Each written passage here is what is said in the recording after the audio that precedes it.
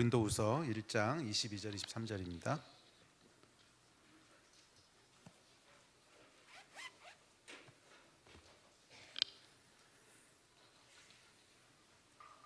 고린도후서 1장 22절 23절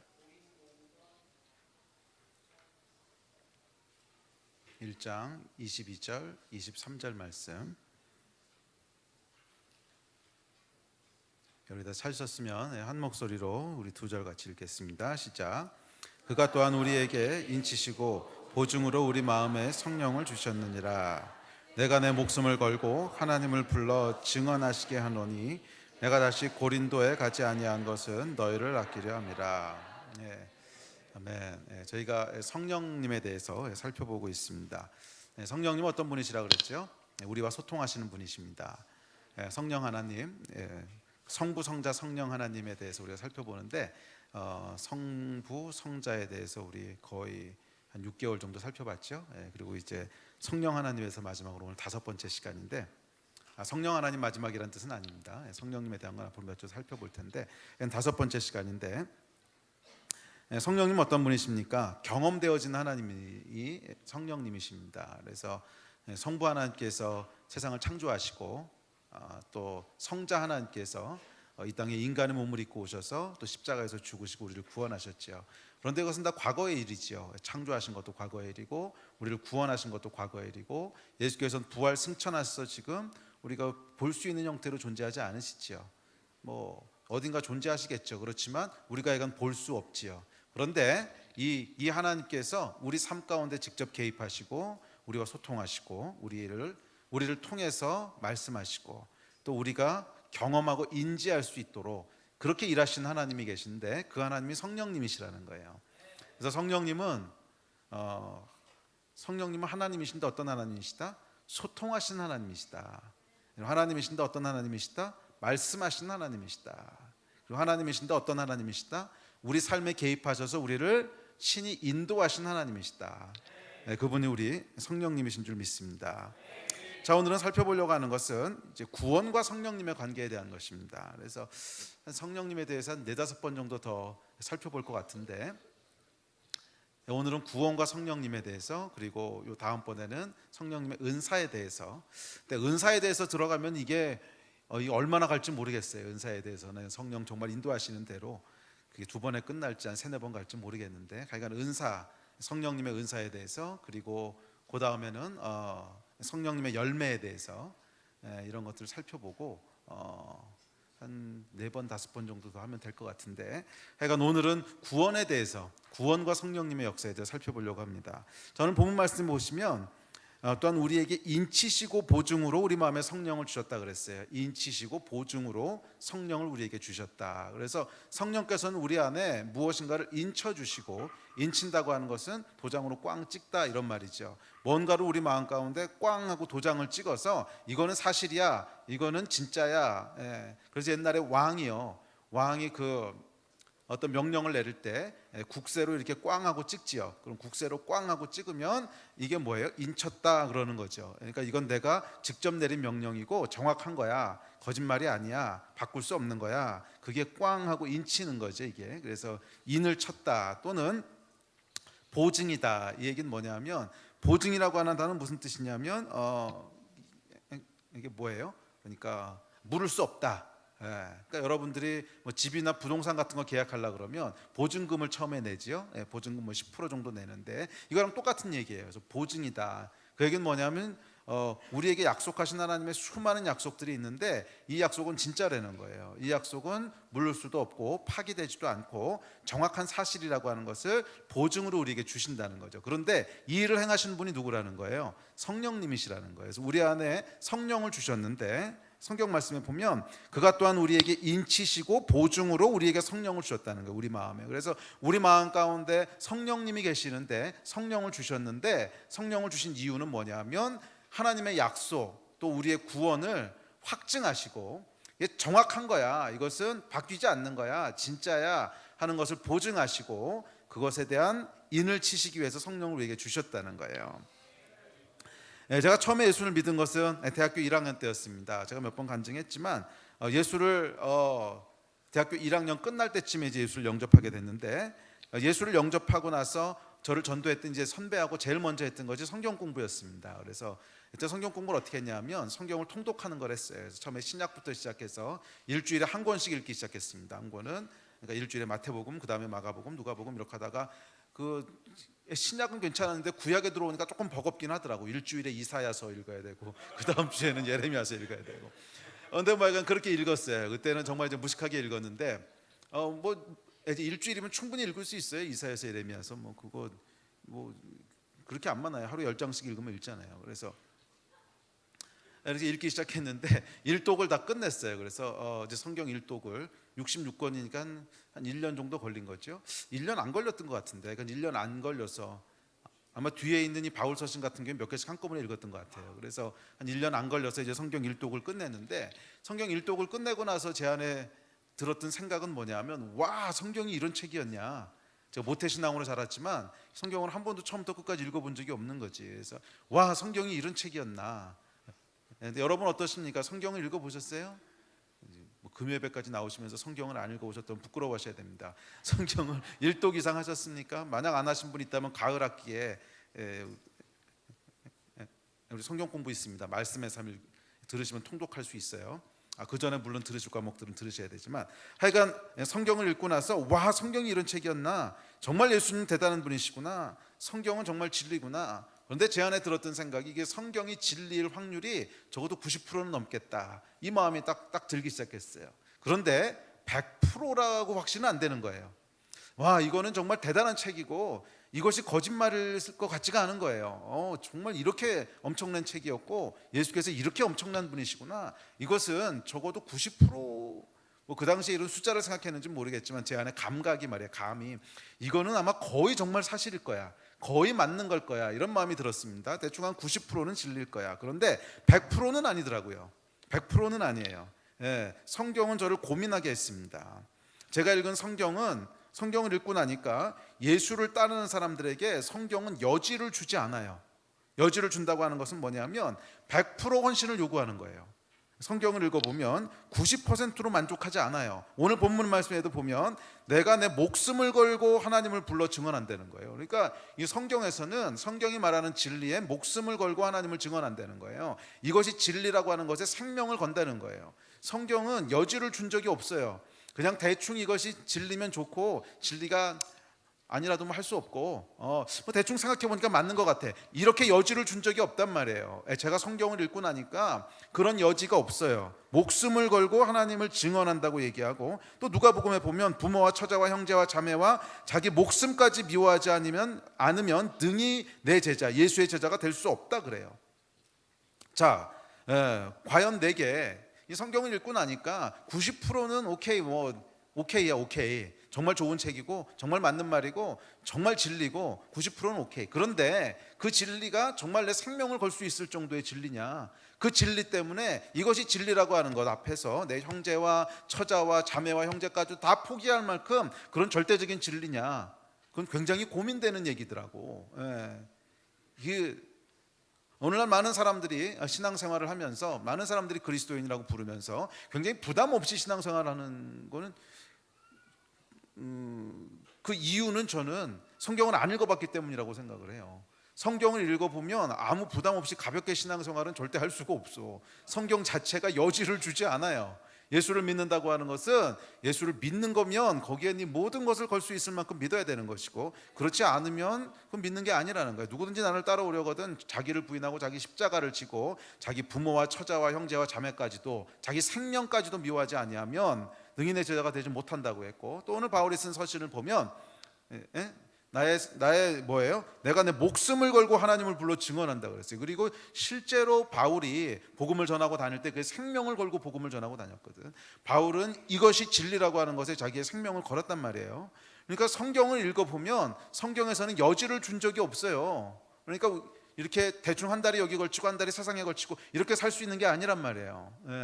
만약에 오늘날 많은 사람들이 신앙생활을 큰 부담 없이 여기도 걸치고 뭐 좋은 게 좋은 거고 이렇게 하고 있다면 그 이유는 하나라고 믿습니다. 성경을 읽어본 적이 없는 거야. 많은 사람들이 생각보다 성경을 읽어본 적이 없는 거예요. 교회 다니는 사람들도. 성경을 읽어보고 나니까, 제가 처음으로 성경을 처음부터 끝까지 일독하고 나니까 저에게 주어졌던 가장 큰 부담은 뭐냐면 성경이 여지를 주지 않더라는 거예요. 여러분은 어떻습니까? 여러분이 믿고 있는 이 복음이 여러분의 삶에 여지를 줘요? 만약 여지를 준다면 복음을 잘못 이해하고 있는 것이고, 죄송하지만 그 이유는 성경을 읽어보지 않으셨기 때문일 거예요.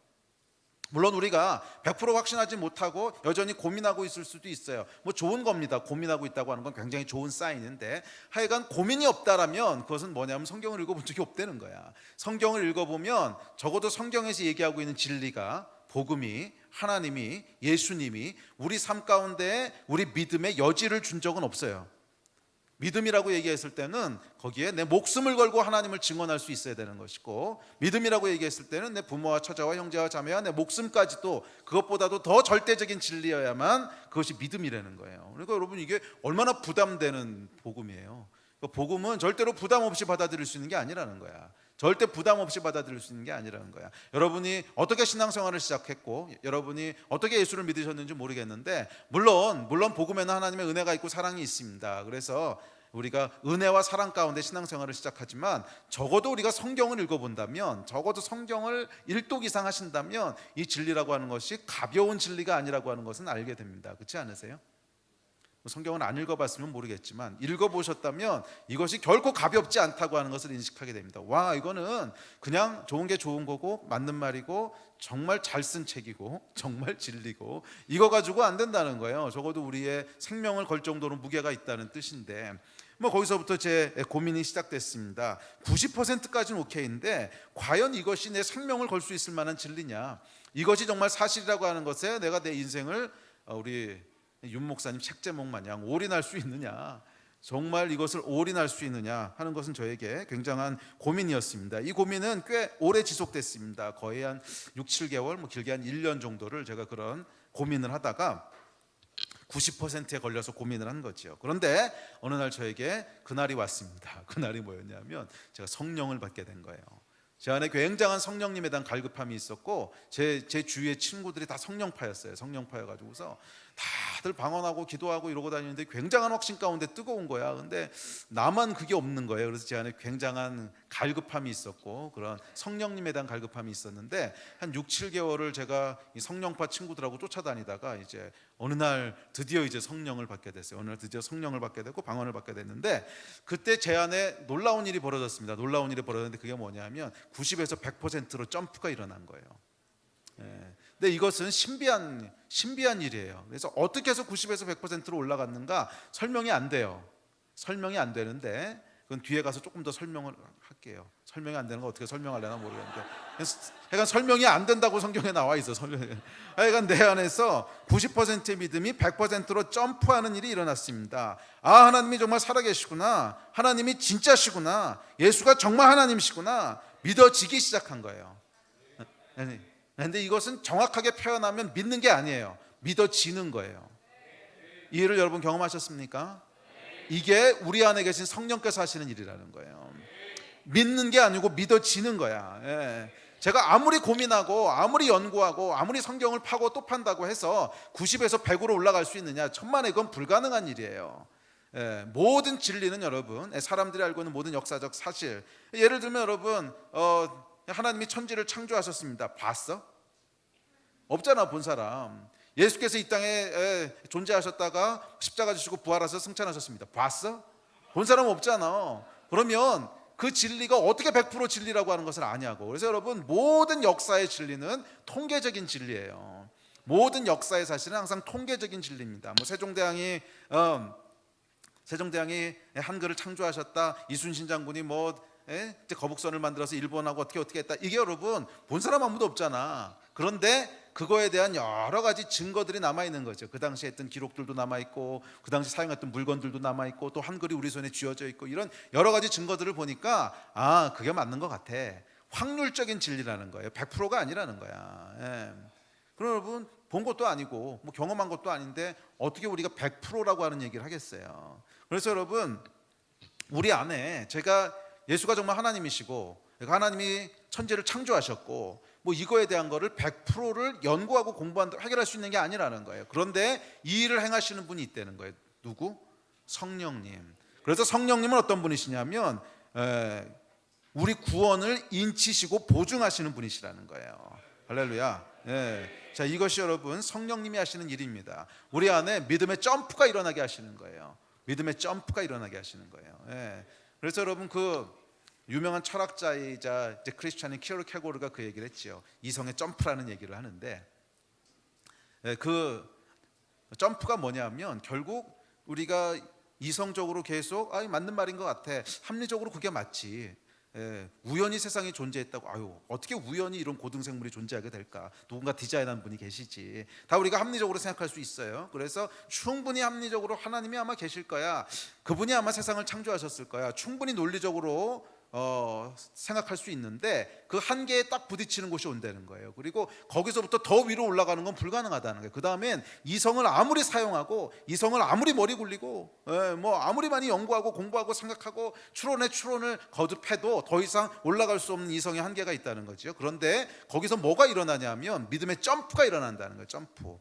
그걸 이제 믿음의 점프라고 얘기하는데 그 점프가 일어나면서 하나님이 정말 하나님이시고 그분이 창조하셨고 예수가 정말 하나님이시구나 하는 것을 믿게 되는, 게 엄밀하게 얘기하면 믿게 되는 게 아니라 믿어지게 되는 그 마지막 점프가 있다는 거예요. 그걸 누가 하시는 거예요? 우리 안에 계신 성령께서 하시는 일이라는 거예요. 아멘.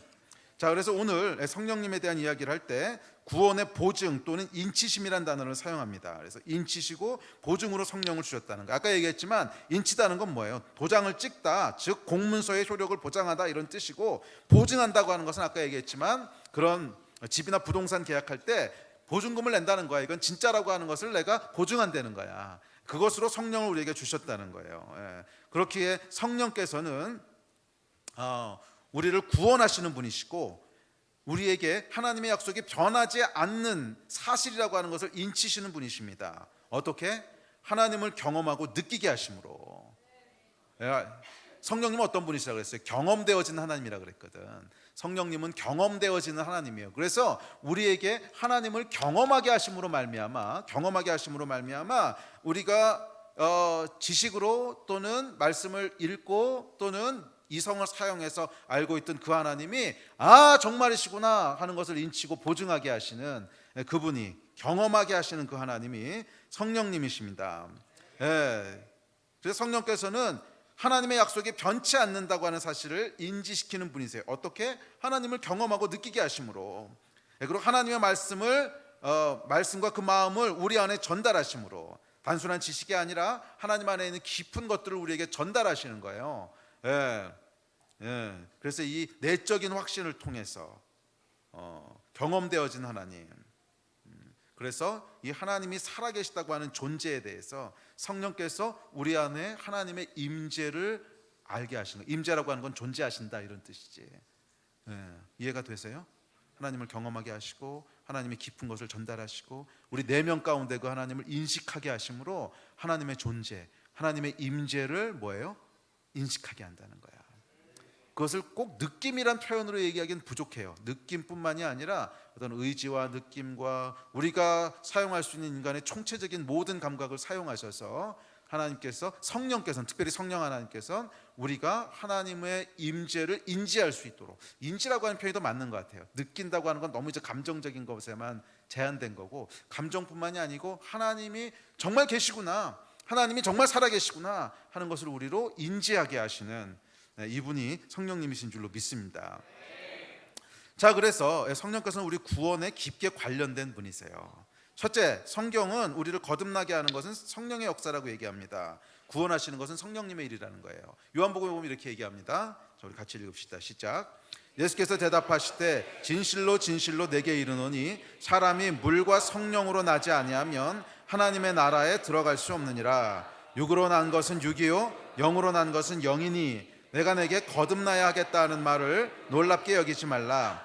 바람이 임의로 불매 내가 그 소리는 들어도 어디서 와서 어디로 가는지 알지 못하나니 성령으로 난 사람도 다 그러하니라. 아멘.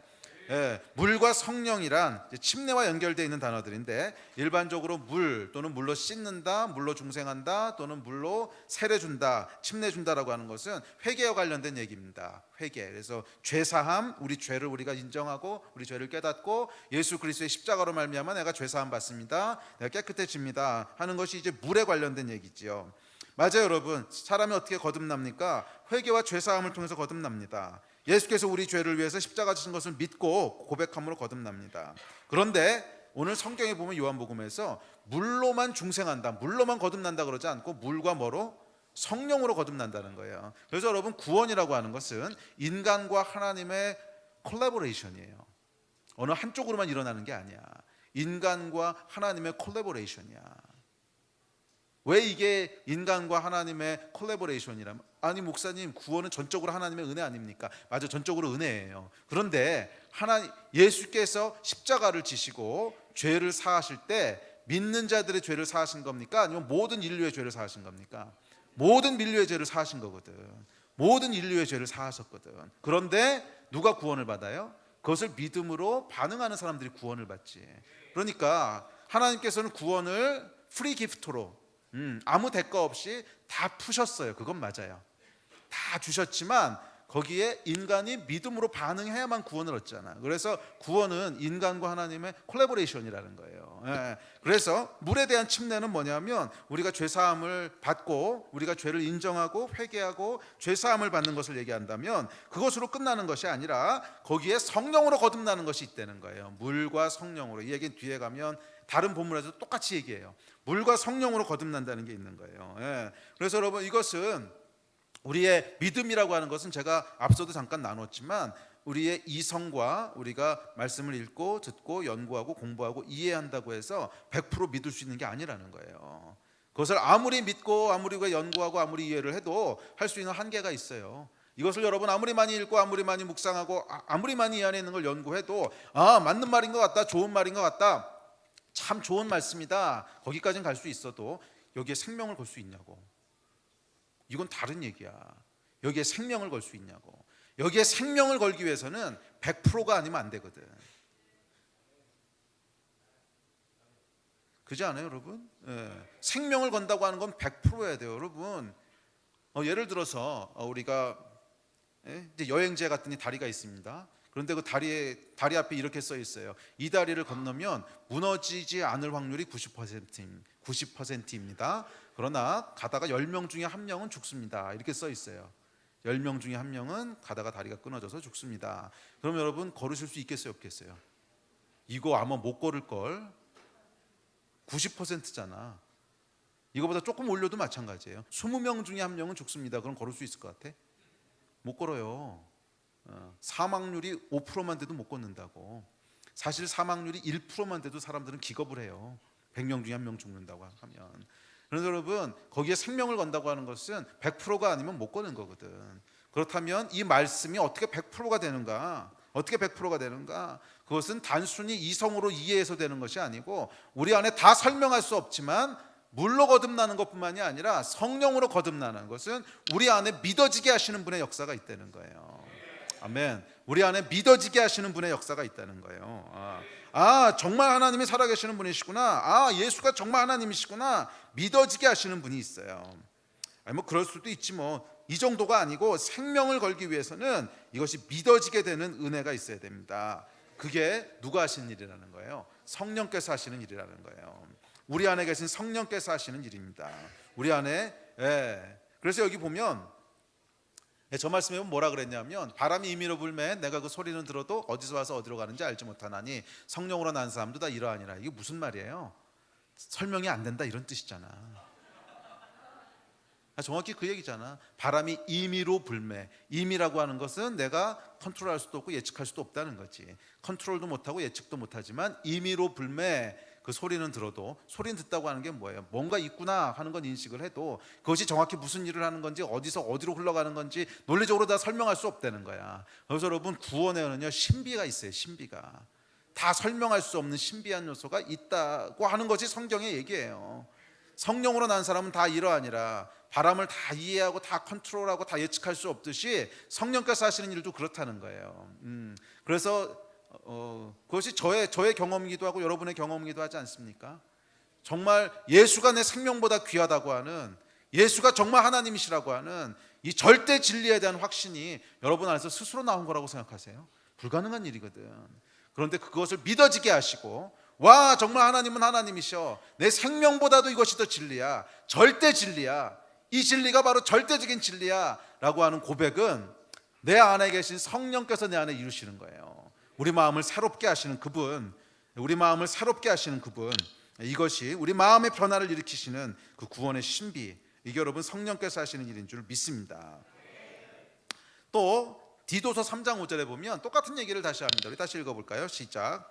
우리를 구원하시되 우리가 행한 바 의로운 행위로 말미암지 아니하고 오직 그의 긍휼하심을 따라 중생의 씻음과 성령의 새롭게 하심을 하였나니. 자, 중생의 씻음과 뭐예요? 죄사함에 대한 우리의 믿음이라는 거죠. 그것과 더불어 뭐가 있다는 거예요? 성령의 새롭게 하시는 게 있다는 거예요. 우리의 마음을 새롭게 하신다는 거예요. 의심으로 가득하던 마음을 믿음으로 새롭게 하시고, 불만으로 가득하던 마음을 감사로 새롭게 하시고. 야, 오늘 간증한 사람들 얘기 들어보니까 마음이 변했다는 거 아니야? 그지 대성아? 어? 변한 거 맞지? 아멘. 또 다시 돌아가면 가만 안 돼. 하여간 성령께서 우리 마음을 새롭게 하시는 게 있다는 거예요. 슬픔으로 가득하던 마음을 기쁨으로 가득하게 하시고, 염려로 가득하던 마음을 만족으로 가득하게 하시고, 새롭게 하시는 성령님이 있다는 거예요. 그것은 정말 놀랍고 신비한 일입니다. 저는 사실 외적으로 일어나는 어떤 기적보다도 더 훨씬 더 놀라운 일은 뭐냐면 우리 안에 일어나는 마음의 변화예요. 그렇지 않습니까?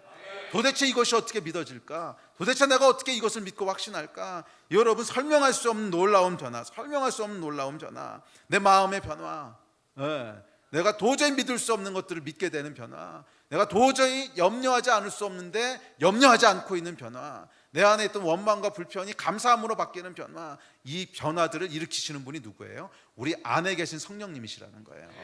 성령은 우리 안에서 일하세요. 밖에서 일하시는 게 아니라 우리 안에서 일하세요. 그래서 보통 우리가 변화를 감지하는 것은 외부로부터 뭔가 들어와서 변화가 일어납니다. 외부에서 뭐 충격적인 걸 본다든지 새로운 인포메이션을 받아들이다든지, 그래서 변화가 일어나는데, 이런 변화들은 우리가 머리로 인식할 수 있고 논리적으로 설명할 수 있어요. 그런데 우리 안에서 일어나는 변화는요, 이성으로 설명할 수가 없어요. 왜 그렇게 변하는지. 왜냐하면 우리 안에 계신 성령께서 우리 마음을 직접 만지시기 때문에 그래요.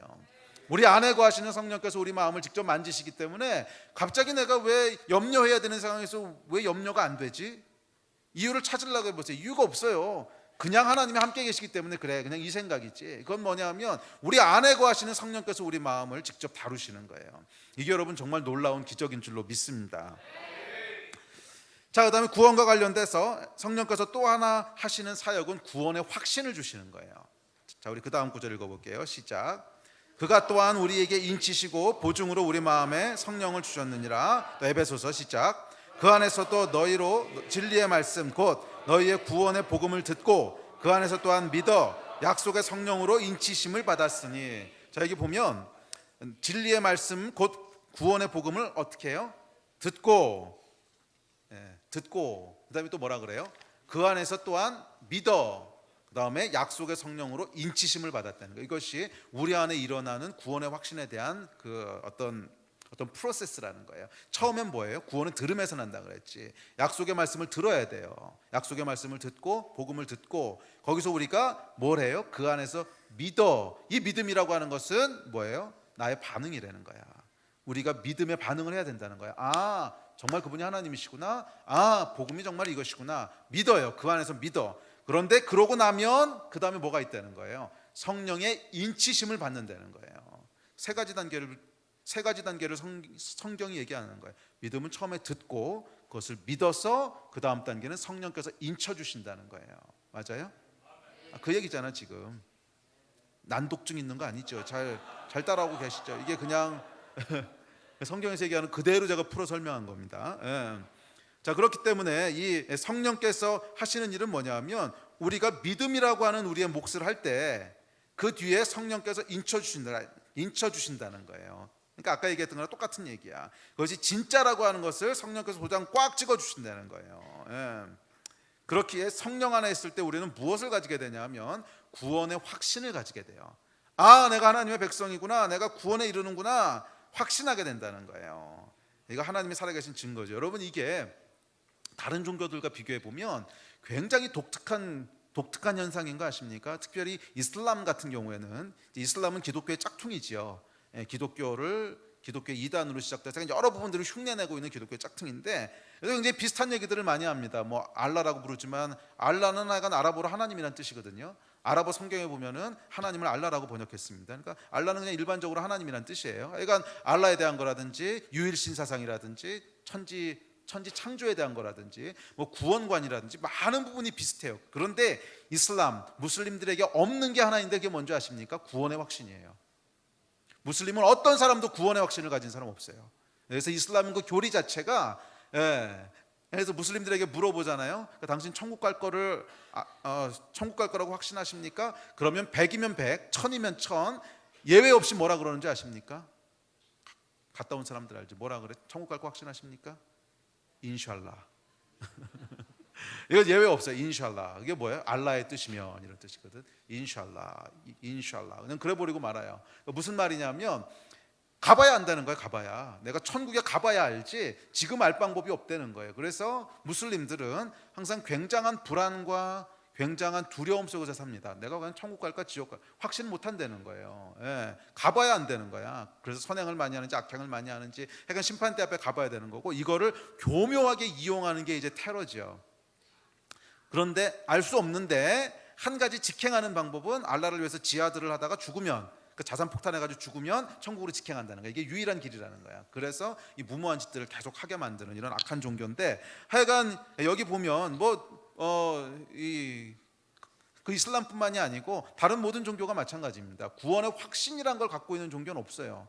근데 왜 기독교에만 구원의 확신이라고 하는 것이 있을까? 우리 안에 내주하신 성령님 때문에 가능한 거야. 성령이 아니고는 여러분, 아무리 그것을 우리가 묵상하고 연구하고 깊게 심취한다고 해도 이것이 100%라고 하는 걸 확신한다고 하는 건 거짓말이에요. 100%라고 하는 것은 거짓말이에요. 여러분, 그래서 진짜 고승들 있잖아. 불교도 진짜 고승들이 마지막에 죽을 때요, 내가 드디어 도를 깨달았다, 내가 오늘 낙원에 있을 거다, 이러고 죽는 사람 없어요. 다들 보면 굉장한 회의와 굉장한 어떤 그래서 그 고승 누구죠? 누군지가 이름 잊어버렸는데 한국에서 유명했던 고승이 죽을 때 내가 오늘 지옥에 가는구나 뭐 그러고 죽었다는 분 있잖아. 그게 그럴 수밖에 없는 것이, 이 안에 그냥 그것은 그냥 심취하고 연구하고 이해하고 아무리 깊게 들어간다고 해도 내가 구원받는구나, 내가 천국에 가는구나 하는 걸 확신할 수 있는 종교는 없어요. 단언컨대 없어요. 이거를 할 수 있는 종교는 유일한 게 기독교예요. 왜? 우리 안에 내주하시는 성령님 때문에 그래요. 이것은 초자연적인 현상이라는 거야. 이것은 그냥 자연적으로 우리가 이해해서 믿는 것이 아니라 우리 안에 거하시는 성령께서 믿어지게 하시는, 이것은 살아계신 하나님이 살아계시기 때문에, 정말 하나님이 진리시고 그분이 실존하시는 분이시고 그분이 우리 안에 살아서 오늘도 역사하시기 때문에 우리가 믿어지고 확신하고 내가 100% 하나님의 백성이구나 하는 것을 고백하게 되는 거지, 이거 말고는 이룰 수 없는 길이라는 거예요. 이해가 되십니까? 그래서 여러분, 우리 안에 구원의 확신이 있다고 하는 것은 성령께서 하시는 놀라운 역사고, 이것이 하나님이 진짜 살아계시다고 하는 것에 대한 놀라운 증거인 줄로 믿습니다.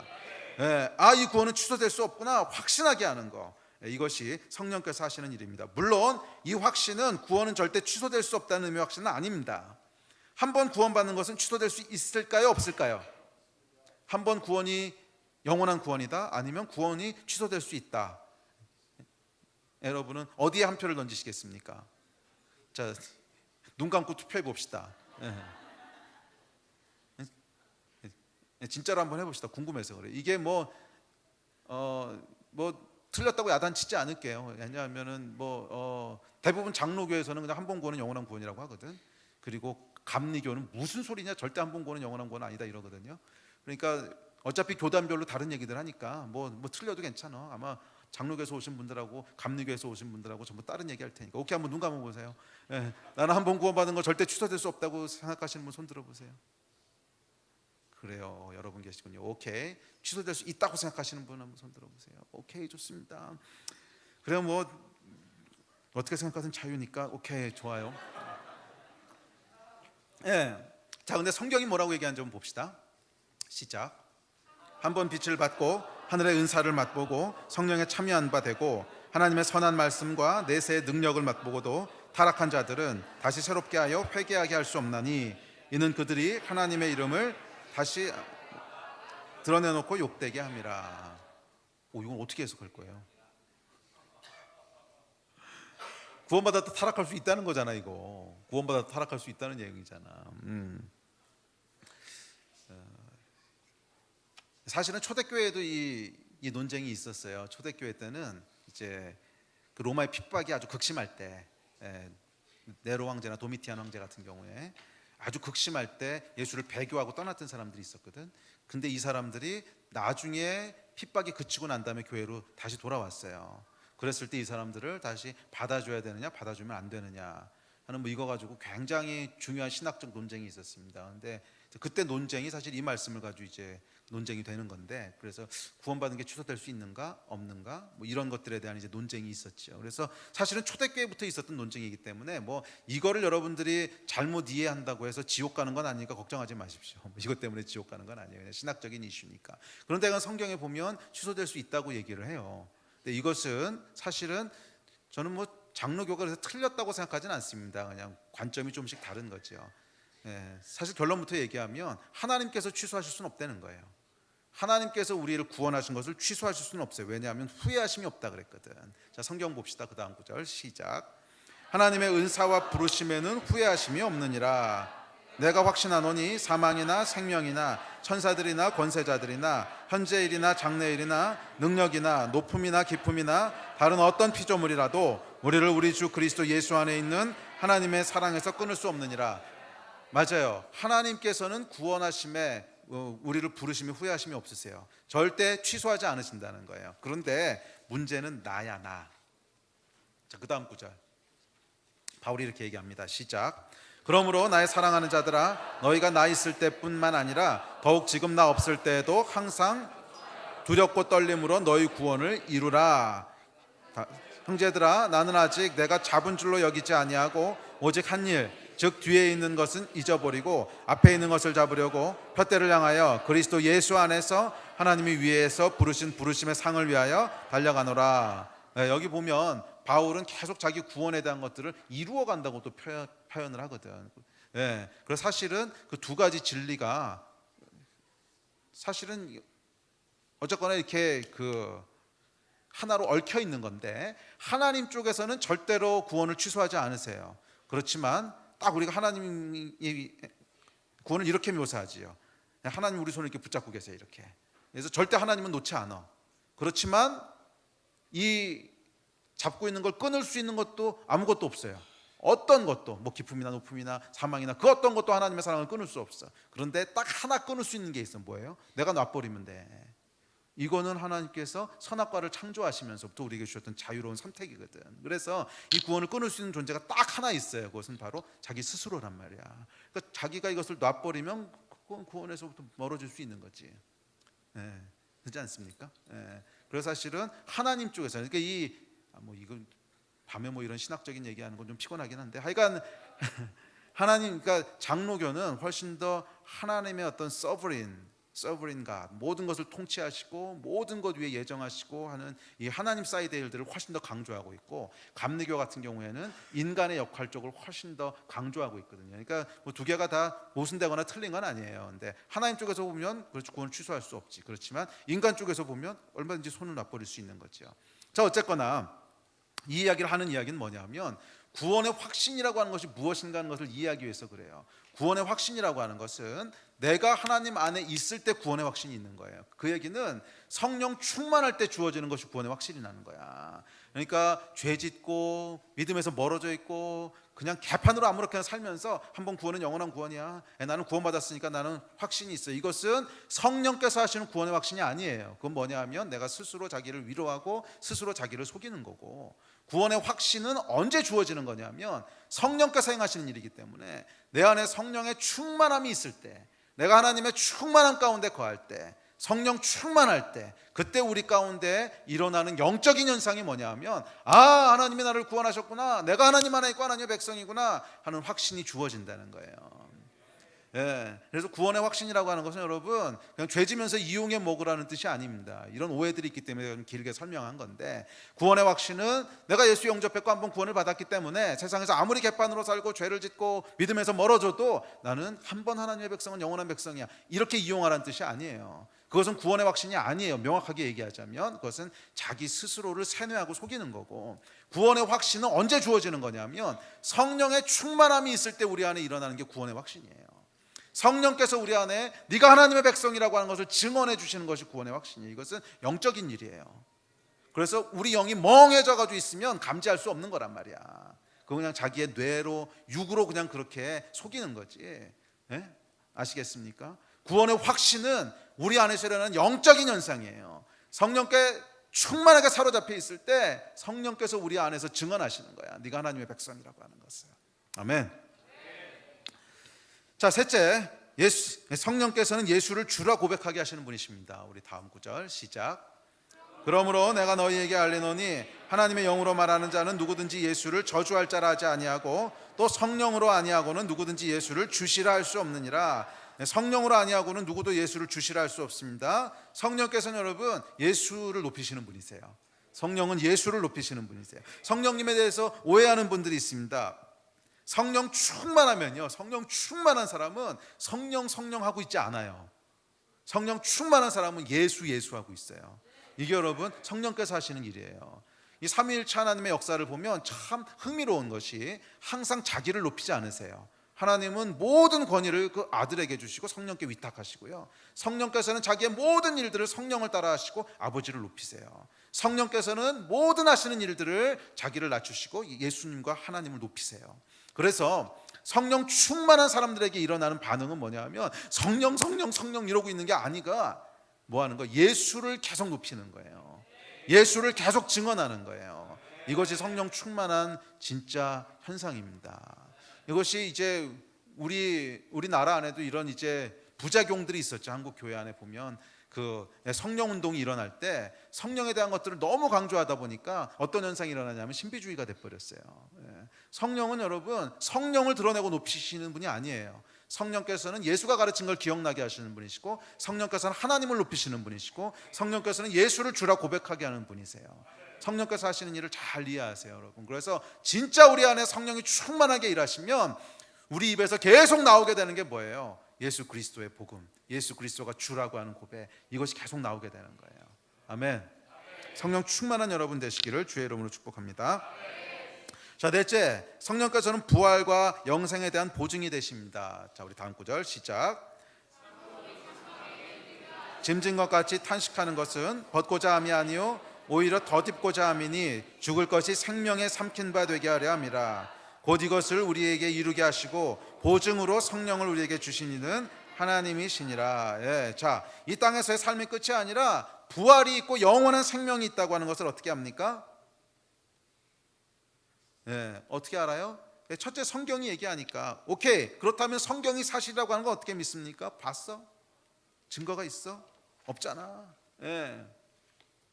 그것은 성령께서 하신 일이라는 거예요. 우리 안에 영원한 천국이 믿어지게 하시고, 우리가 부활해서 영원히 하나님과 살 것이라고 하는 것을 알게 하시고, 그것에 우리의 인생을 걸 수 있게 하시는 분이 성령님이세요. 기억하십시오. 성령께서는 우리의 내적인 증거가 되십니다. 영원한 천국에 대한 걸 증언하시는 분이 성령님이세요. 그래서 여러분 요한계시록 보면 사도 요한이 천국에 들려 올라가서 그 영원한 하나님의 영광을 목격하고 하나님의 보좌를 보고 그곳에 있는 유리바다를 보고 오지요. 누가 하신 거예요? 성령께서 하신 거예요. 우리 안에 성령께서 천국에 대한 비전들을 주신 줄 믿습니다. 성령께서 우리 안에 부활할 것에 대한 것을 증언하시는 줄 믿습니다. 성령께서 우리에게 이 땅에서의 삶의 끝이 아니라 영원한 생명이 있다고 하는 것을 인식하게 하시는 분이신 줄로 믿습니다. 성령께서 하시는 일이에요. 그래서 우리 예배팀 나오십시오. 말씀 마무리합시다. 성령께서는 보이지 않는 것들을 믿게 하시는 분이시고 장차 다가올 영원한 천국을 미리 경험케 하시는 분이십니다. 그분은 살아계시며 경험되어진 하나님이십니다. 아멘. 그분은 어떤 분이시라고? 살아계시고 경험되어진 하나님이셔. 우리 이 하나님이 천지를 창조하셨다고 하는 것을 어떻게 우리가 알고 경험해요? 성령님을 통해서. 예수가 우리를 위해서 죽으셨다고 하는 것을 우리가 어떻게 믿고 경험해요? 성령님을 통해서. 예수께서 다시 이 땅에 오실 것이고 우리가 그때 홀연히 다 부활할 거라고 하는 것을 어떻게 우리가 알고 경험해요? 성령님을 통해서. 성령님은 살아계신 하나님이시고 우리에게 경험되어진 하나님이신 줄로 믿습니다. 아멘. 그래서 이 경험을 뭐라고 부르냐면 우리는 임재라고 부르는 거예요. 하나님의 임재, presence. 임재는 무슨 뜻이냐면 presence, 지금 여기 존재하신다는 거야. 여기 계시다는 거야. 지금 여기 계시다는 거야. 이게 하나님의 임재예요. 하나님의 임재. 단순히 지식과 이론을 넘어서 하나님의 어떠시다? 지금 여기 계시다는 거예요. 아멘. 이것을 인식하는 것이 임재입니다. 성령님의 임재가 가득할 때 우리는 하나님이 여기 계시구나 하는 것을 인식하게 돼요. 성령님의 임재가 가득할 때 하나님의 속성은 우리를 사랑하시는 것이구나 우리가 인지하게 돼요. 그것은 단순히 머리로 아는 것이 아니라 우리 안에 계신 성령께서 하나님의 깊은 것, 그분의 사랑을 우리 안에 그냥 직접 집어넣어서 알게 하시는 거야. 또 성령님의 임재가 가득할 때 우리는 하나님의 공의와 거룩하심을 인지하게 돼요. 그래서 떨며 회개하게 되는 거예요.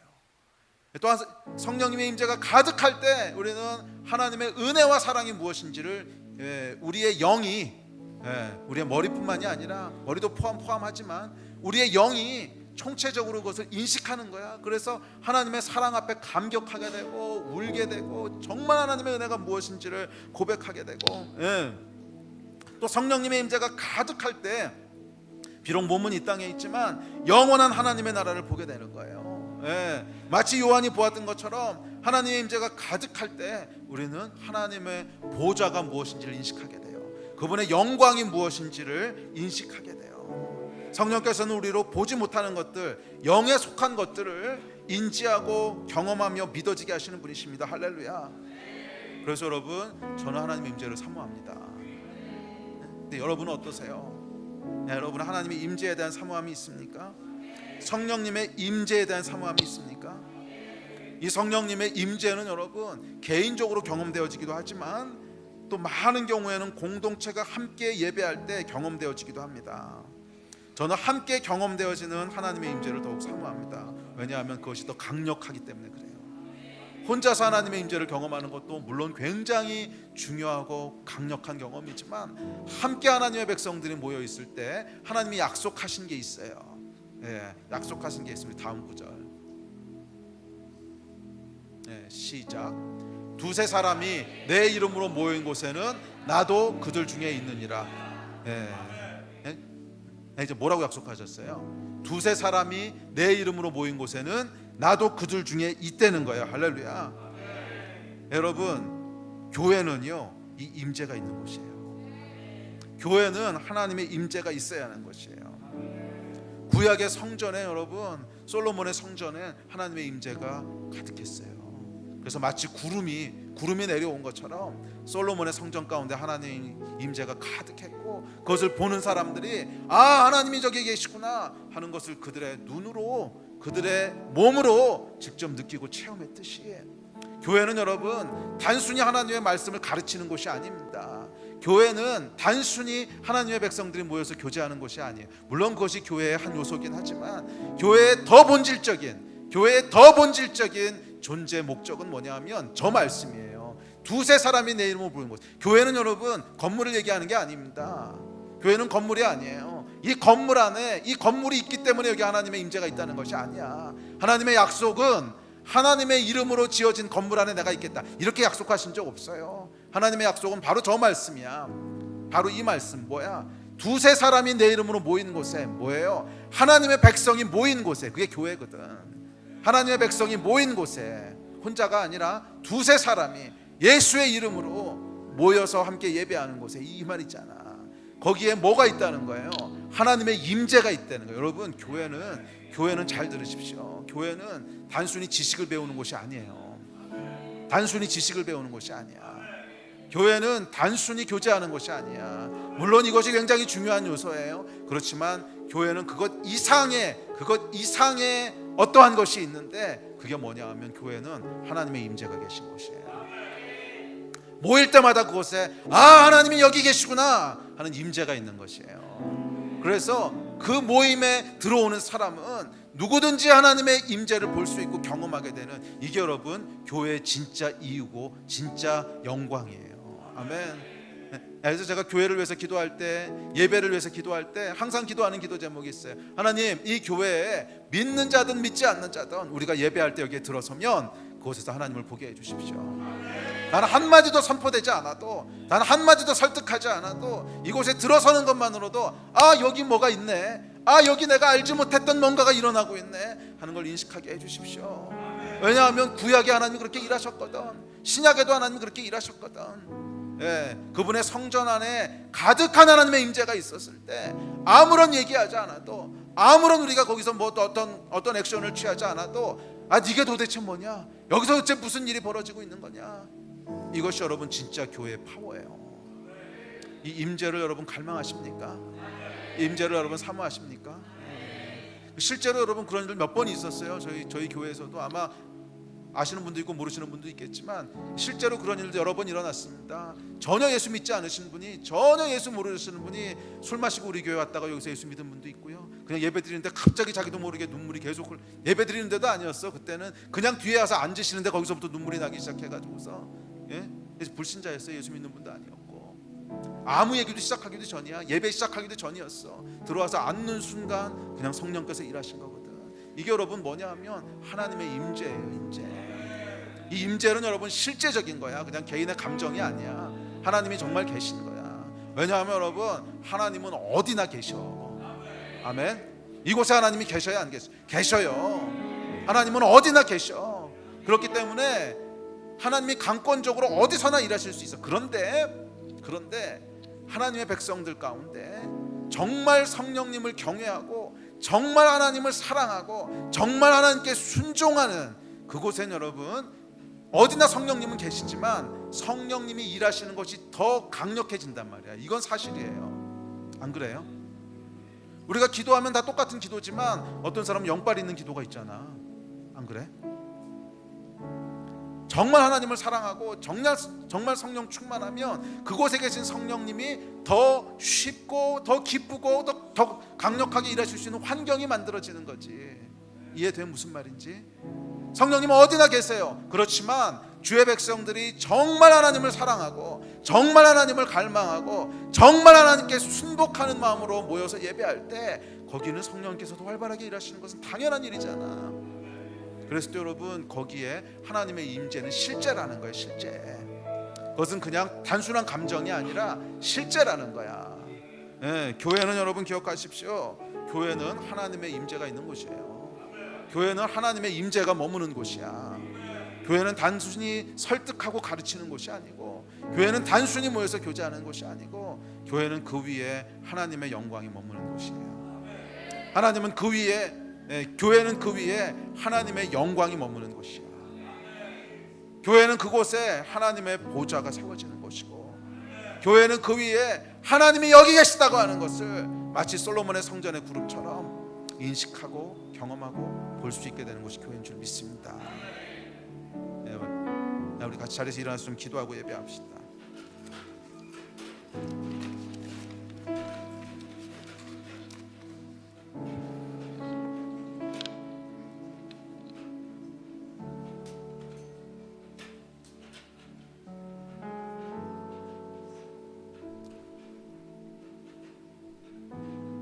성령님의 임재에 대한 사모함이 있으십니까? 지금 이곳에 성령께서 운행하고 계십니다. 이곳에 성령께서 운행하고 계세요. 물론 성령께서는 어디나 운행하고 계세요. 어디나. 그렇지만 주의 백성이 한 마음으로 진심으로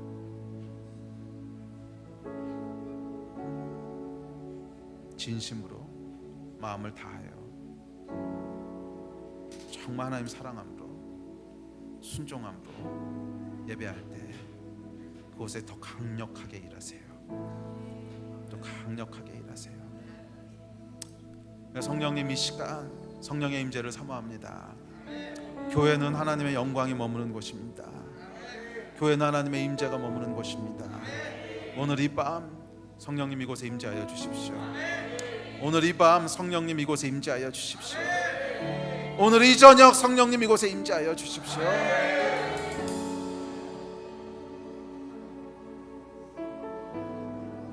요한이 주의 영광을 보고 주의 보좌를 보았듯이 오늘 이 밤 우리가 주의 영광을 보는 밤이 되게 하시고 이 밤 주의 보좌를 보는 밤이 되게 하여 주십시오.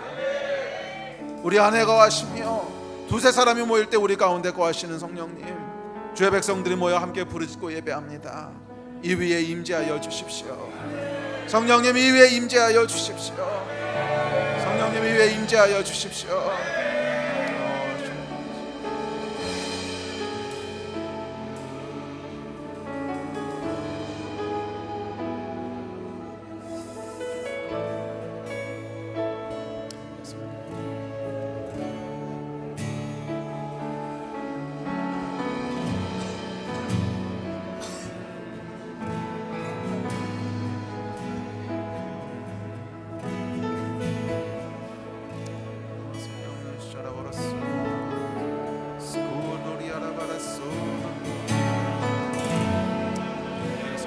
임재하여 주십시오.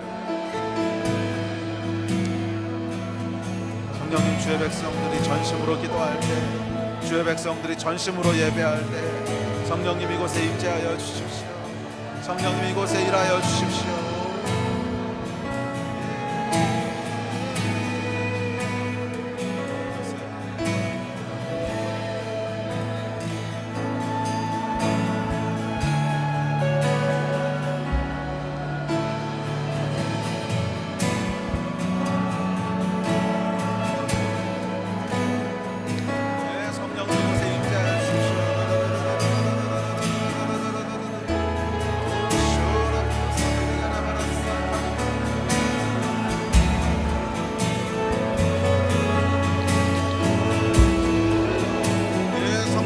갈급함으로 주 앞에 예배합니다.